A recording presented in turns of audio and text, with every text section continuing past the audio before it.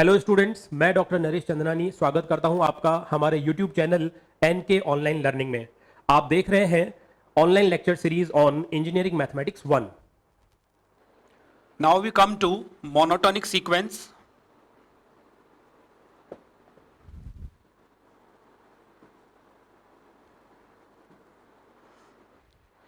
Monotonic, Hindi word for monotonic is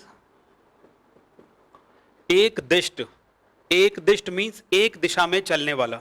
a sequence which moves in one direction, केवल या तो बढ़ता जाएगा या केवल घटता जाएगा। इसे समझते हैं हम। A sequence xn is called increasing sequence if xn is less than equal to xn plus 1 for all n belonging to n. Now see, xn represent कर रहा है nth टर्म को और xn प्लस 1 उसके नेक्स्ट टर्म को represent कर रहा है। ये सीक्वेंस की कोई भी टर्म है और ये उसकी अगली टर्म है। तो सीक्वेंस की कोई टर्म छोटी है अपनी अगली टर्म से या सीक्वेंस की टर्म इक्वल है अपनी अगली टर्म के। आपने जूनियर क्लासेस में increasing function, decreasing function, strictly increasing function and strictly decreasing function, ये सब चीजें स्टडी की हैं। अब सीक्वेंस क्या होता है? सीक्वेंस भी एक फंक्शन है। Sequence is also a function from set of natural number two any set. तो अगर हम सीक्वेंस को एक फंक्शन के नजरिए से ही देख रहे हैं तो इसका मतलब sequence is called increasing sequence, और we can say that a function is called increasing function if, अब इंक्रीजिंग फंक्शन की डेफिनेशन हम पढ़कर आए हैं, हम जानते हैं, if xn is less than equal to xn plus 1, function की कोई भी टर्म अपनी अगली टर्म से या तो छोटी है या इक्वल है, तो ऐसे फंक्शन को इंक्रीजिंग फंक्शन कहते हैं। उसी डेफिनेशन को हमने सीक्वेंस के लिए एक्सटेंड कर दिया। Okay, a sequence xn is called increasing sequence if xn is less than equal to xn plus 1 for all n belonging to n। इसी तरह से xn is less than xn plus 1, यानी कि कोई भी टर्म अपनी अगली टर्म से हमेशा छोटी ही होती है। हम यहां पर इक्वल टू नहीं ले रहे हैं। xn is less than x plus 1,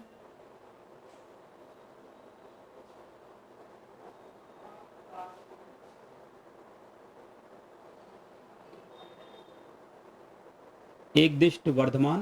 12th में से हम पढ़ते थे मोनोटोनिकली इंक्रीजिंग या स्ट्रिक्टली इंक्रीजिंग, यानी कि एक दिष्ट,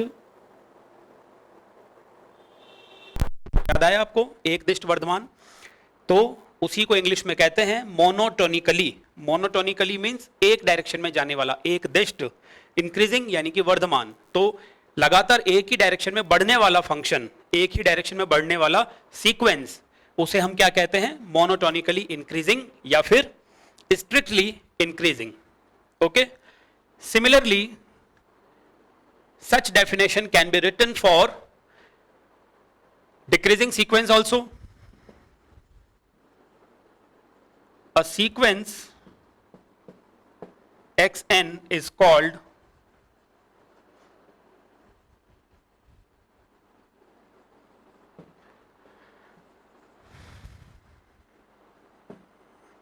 decreasing sequence if xn is greater than equal to xn plus 1 for all n belonging to n. A sequence xn is called decreasing sequence if xn is greater than equal to xn plus 1. किसी भी sequence को decreasing sequence कहेंगे अगर उसकी कोई भी term अपनी अगली टर्म से या तो बड़ी है या इक्वल है। xn रिप्रेजेंट करता है nth टर्म को और xn प्लस 1 उसकी अगली टर्म को रिप्रेजेंट कर रहा है। तो ये सीक्वेंस की कोई भी टर्म है जो कि बड़ी है अपनी नेक्स्ट टर्म से या फिर इक्वल है। ऐसा होने पर सीक्वेंस को डिक्रीजिंग सीक्वेंस कहा जाएगा। When xn is greater than equal to xn plus 1। बिल्कुल इसी तरीके से अगर कंडीशन को थोड़ा बदल दें, xn greater than xn plus 1, कोई टर्म अपनी अगली टर्म से बड़ी है, उसके इक्वल नहीं है। आप इसको ऐसा भी कह सकते हैं, कोई टर्म अपनी अगली टर्म से बड़ी है या फिर कोई भी टर्म अपनी पिछली टर्म से छोटी है। जब कोई टर्म अपनी पिछली टर्म से छोटी होगी तो कैसी सिचुएशन क्रिएट होगी? फर्स्ट टर्म से छोटी है सेकंड टर्म से छोटी है थर्ड टर्म, हर बार टर्म्स पहले से छोटी होती जा रही हैं। इसका मतलब जो सीक्वेंस है वो घटता जा रहा है, यानी कि ये डिक्रीजिंग सीक्वेंस है। यही कॉन्सेप्ट आप ऊपर वाली डेफिनेशन में लगा सकते हैं। कोई भी टर्म अपनी अगली टर्म से छोटी है या कोई टर्म अपनी पिछली टर्म से बड़ी है, सेकेंड टर्म फर्स्ट टर्म से बड़ी है, थर्ड टर्म सेकेंड टर्म से बड़ी है, एंड सो ऑन। तो हर बार सीक्वेंस आगे की तरफ बढ़ता जा रहा है, सीक्वेंस के जो वैल्यूज हैं वो बढ़ते चले जा रहे हैं, इसलिए वो एक स्ट्रिक्टली इंक्रीजिंग फंक्शन है। यहां पर हम कहेंगे स्ट्रिक्टली डिक्रीजिंग फंक्शन है।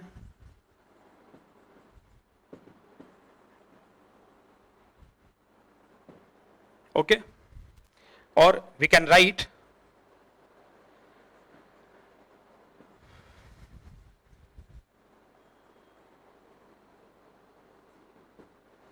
monotonically decreasing. We take some simple example to understand this. xn is equal to n square. बहुत ही सिंपल एग्जाम्पल है, इजीली आपको नजर आ रहा है। First term is 1, second term is 4, third is 9 and next is greater then 9। तो हर बार terms पहले से बड़ी आती जा रही हैं। ये कैसा सीक्वेंस हो गया? ये स्ट्रिक्टली इंक्रीजिंग सीक्वेंस है। और अगर मैं इसी को नेगेटिव कर दूं, माइनस ऑफ एन स्क्वायर कर दूं, तो टर्म्स नेगेटिव हो जाएंगे। -1, -4, -9, -1 से छोटा होता है -4, -4 से छोटा होता है -16 एंड सो ऑन। तो हर बार टर्म्स पहले से घटती जा रही हैं, इसलिए यह सीक्वेंस कैसा हुआ? Strictly decreasing. Another example, if I take a sequence xn equal to 1 by n, then first term is 1, second term is 1 by 2, third is 1 by 3, fourth is 1 by 4 and so on. So we can see that every term is smaller than the previous term. 1 से छोटा है half, half से छोटा है 1 by 3 और छोटा है 1 by 4 and so on. तो हर बार terms पहले से decrease होती जा रही हैं. Therefore such sequence is called strictly decreasing और monotonically decreasing. अब हम कुछ इंपॉर्टेंट रिजल्ट्स डिस्कस करेंगे किसी सीक्वेंस की कन्वर्जेंस के बारे में। आपके सामने कुछ पॉइंट्स लिखे हुए हैं। First point is the necessary and sufficient condition for the convergence of a monotonic sequence is that it is a bounded. Suppose आपके पास कोई भी मोनोटोनिक सीक्वेंस है। अब ये मोनोटोनिक सीक्वेंस दो तरह से हो सकता है, या तो ये मोनोटोनिकली इंक्रीजिंग हो या मोनोटोनिकली डिक्रीजिंग हो। एट अ टाइम दोनों चीजें साथ में नहीं होती हैं। एक ही फंक्शन मोनोटोनिकली इंक्रीजिंग भी हो और डिक्रीजिंग भी हो, दैट इज नॉट पॉसिबल। तो इसका मतलब जब हम कह रहे हैं कि sequence is monotonic, it means either it is monotonically increasing और इट इज मोनोटोनिकली डिक्रीजिंग।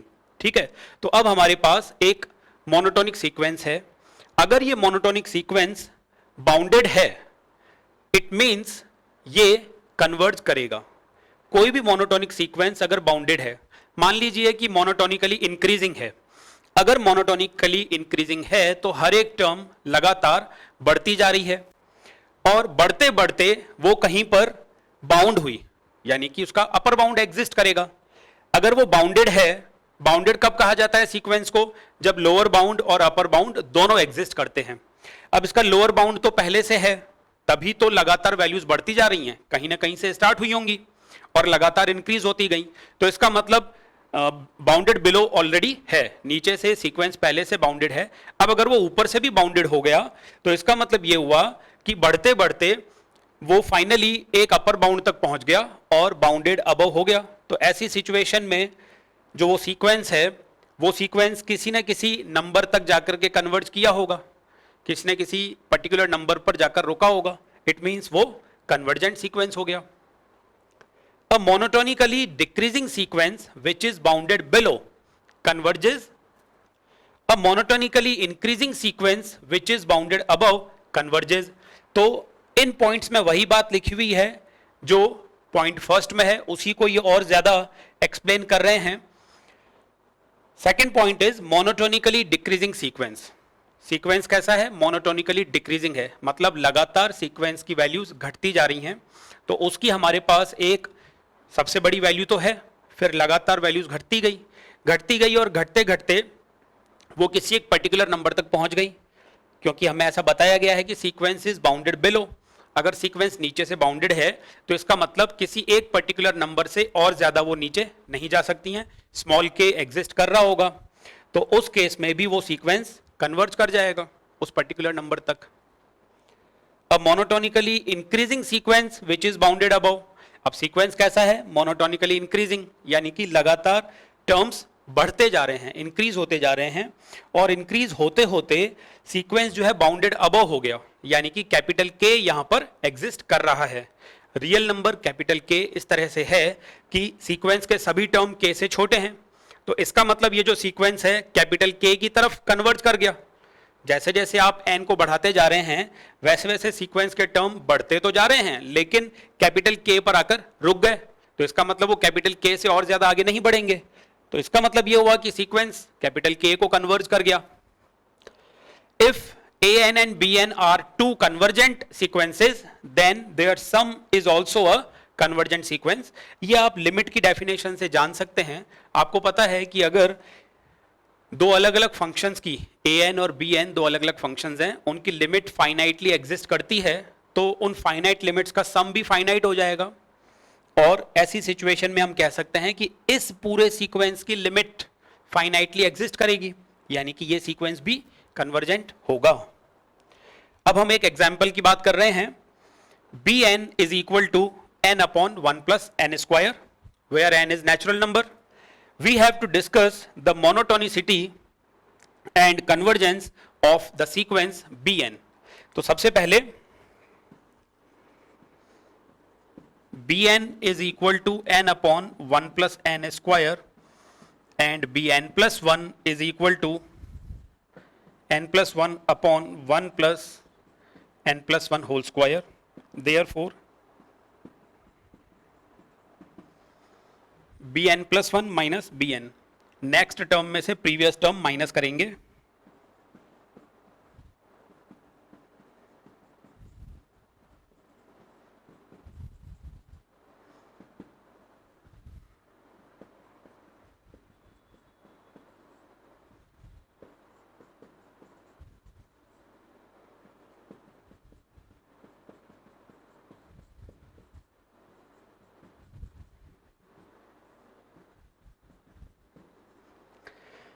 ये n प्लस 1 होल स्क्वायर को मैंने एक्सपेंड कर दिया है. 1 प्लस ये 1 तो ये वाला है, और फिर n प्लस 1 होल स्क्वायर को एक्सपेंड किया तो n square plus 2n plus 1.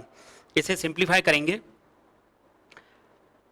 n plus 1 plus n cube plus n square minus n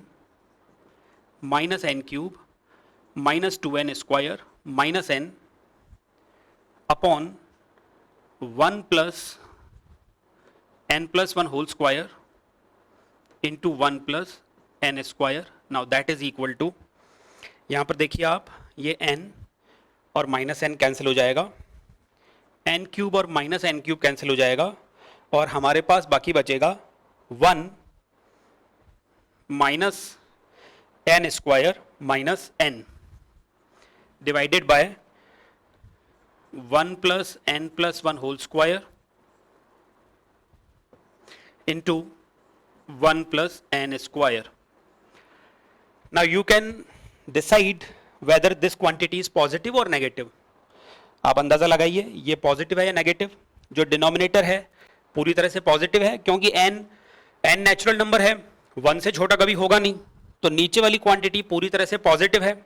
अब ऊपर आते हैं, 1 minus n square minus 1.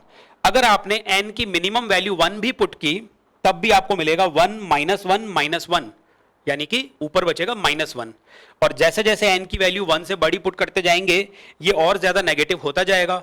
It means this is negative. तो bn plus 1, hence bn plus 1 minus bn is less than 0 और bn plus 1 is less than bn, यानी कि अगला term पिछले टर्म से छोटा है, इक्वल टू नहीं आ रहा है, यानी कि ये मोनोटोनिकली डिक्रीजिंग है.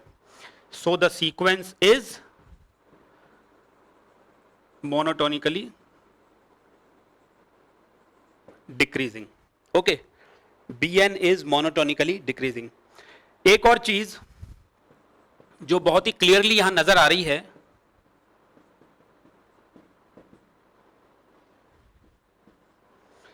कि ये हमेशा पॉजिटिव होगा. n upon 1 plus n square, n की मिनिमम वैल्यू आप 1 पुट करेंगे, आपको मिल जाएगा 1 अपॉन 2. ठीक है, सीक्वेंस का पहला टर्म 1/2 है, और जैसे जैसे आप n की वैल्यूज इंक्रीज करेंगे वैसे वैसे वैल्यूज डिक्रीज होती चली जाएंगी, क्योंकि हमने देखा कि ये एक मोनोटोनिकली डिक्रीजिंग सीक्वेंस है. लेकिन इस सीक्वेंस की हर एक टर्म फिर भी 0 से बड़ी है, 0 से छोटी नहीं है कोई भी टर्म. तो हम देख सकते हैं जो हमारा ये सेकंड पॉइंट है, a monotonically decreasing sequence which is bounded below converges. ठीक है, ये हर एक टर्म 0 से बड़ी है, इसका मतलब इसका लोअर बाउंड क्या है? 0. लोअर बाउंड 0 है. स्मॉल k का रोल कौन प्ले कर रहा है? 0. So this is bounded below, sequence is bounded below. अब दोनों बातें हो गई, ये मोनोटोनिकली डिक्रीजिंग है और ये बाउंडेड बिलो है, इसका मतलब सीक्वेंस कन्वर्जेंट हो गया. Therefore bn is convergent.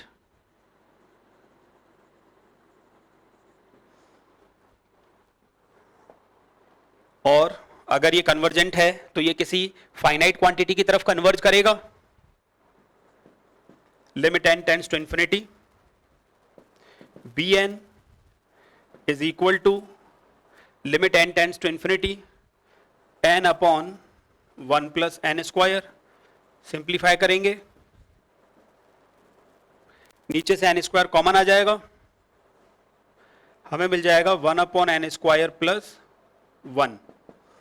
n से n कैंसिल करेंगे, अब n की जगह इनफाइनाइट रखने पर 1 upon infinity, this is 1 upon infinity into 1 upon infinity plus 1. तो ये हो गया 0 प्लस 1 यानी कि 1, और साथ में इंफिनिटी. फाइनली हमें मिल गया 1 बाय इनफाइनाइट दैट इज 0. तो इसका मतलब दिया गया सीक्वेंस 0 की तरफ कन्वर्ज कर जाएगा. Now we come to the next example. The sequence is given as xn. ये हमने सीक्वेंस की nth टर्म लिखी है. xn is equal to 1 plus 1/3 plus 1 upon 3 square plus so on to 1 upon 3 power n. So it is a geometric progression, गुणोत्तर श्रेणी है ये, और इस ज्योमेट्रिक प्रोग्रेशन के n+1 टर्म्स का जो सम है, पहले हमें जो इसका सम मिलेगा वो सम सीक्वेंस की nth टर्म को रिप्रेजेंट कर रहा है. तो सबसे पहले हम इसको ज्योमेट्रिक प्रोग्रेशन से सिंप्लीफाई करेंगे. हम जानते हैं कि किसी भी ज्योमेट्रिक प्रोग्रेशन के n टर्म्स का सम होता है a into 1 minus r power n upon 1 minus r, where a is the first term and r is the common ratio of the geometric progression. So here value of a, it is 1 minus r. r कितना है? r हमारे पास है 1 upon 3 to the power n. अब actually यहां पर जो number of terms हैं वो n नहीं है. 1 प्लस 1/3 अगर आप यहां से काउंट करेंगे तो ये कुल n टर्म्स हैं, और साथ में एक टर्म ये एक्स्ट्रा है, तो टोटल n+1 टर्म्स हैं. मतलब हमें n+1 टर्म्स का सम चाहिए था, तो हम यहां पर 1/3 पावर n+1 यूज करेंगे, और नीचे आएगा 1 minus r is 1/3 that is 2/3. So this becomes 3/2. 3/2 into 1 minus 1 upon 3 power n+1. This is nth term. ये सीक्वेंस का nth टर्म बन गया. अब हम ये जानना चाहते हैं कि ये सीक्वेंस मोनोटोनिकली इंक्रीजिंग है या डिक्रीजिंग है. इसके लिए n+1th टर्म लिखेंगे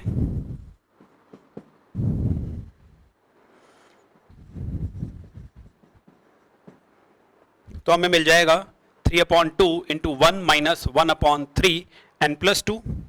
देयरफॉर इस टर्म में से nth टर्म माइनस करेंगे, या तो आप इन दोनों को सब्ट्रैक्ट करिए और या फिर आप सीधे सीधे भी समझ सकते हैं कि अगर आपने ये xn लिखा है तो xn प्लस 1 लिखने के लिए इसमें आपको एक टर्म और एक्स्ट्रा ऐड करनी होगी। मींस आप लिखेंगे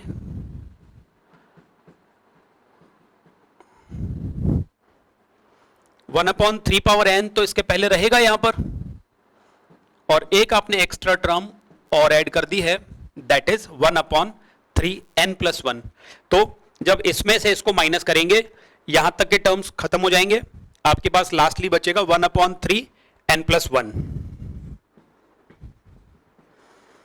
1/3 पावर n प्लस 1 जो कि पॉजिटिव है।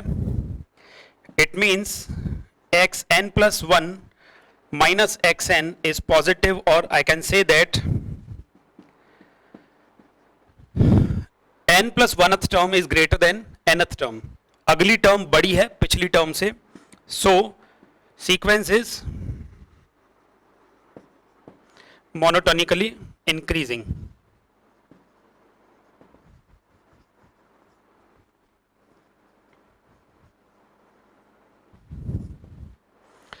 एक और चीज, xn is equal to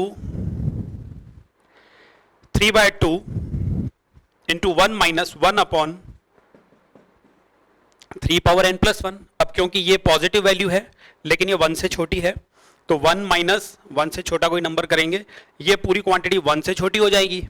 it means xn 3/2 से छोटा हो जाएगा for all n belonging to natural numbers. xn is less than 3/2, यानी कि सीक्वेंस का हर एक टर्म 3/2 से छोटा है। सीक्वेंस का हर एक टर्म 3/2 से छोटा है, यानी कि ये सीक्वेंस ऊपर से बाउंडेड है। Sequence is bounded above.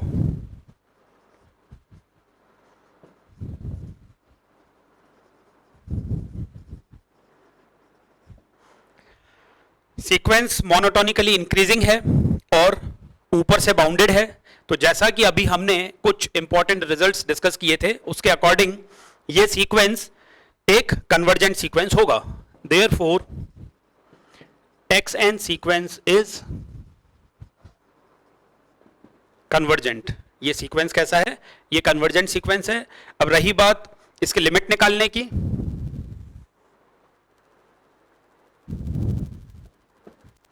limit n tends to infinity xn, that will be equal to limit n tends to infinity, what is xn? xn is 3/2 1 minus 1 upon 1 minus 1 upon 3 power n plus 1। आप यहां पर n की जगह infinite put करेंगे, 3 power infinite, this will be infinite, so 1 upon infinite will be 0, and we have 1 minus 0, that is 1, so this quantity will be 1, and finally we get 3/2। so limit n tends to infinity xn is equal to 3/2, यानी कि इस sequence की जो limit है वो 3/2 है, या हम ये कह सकते हैं कि ये 3/2 की तरफ अप्रोच कर रहा है, इसलिए ये एक कन्वर्जेंट सीक्वेंस हो गया।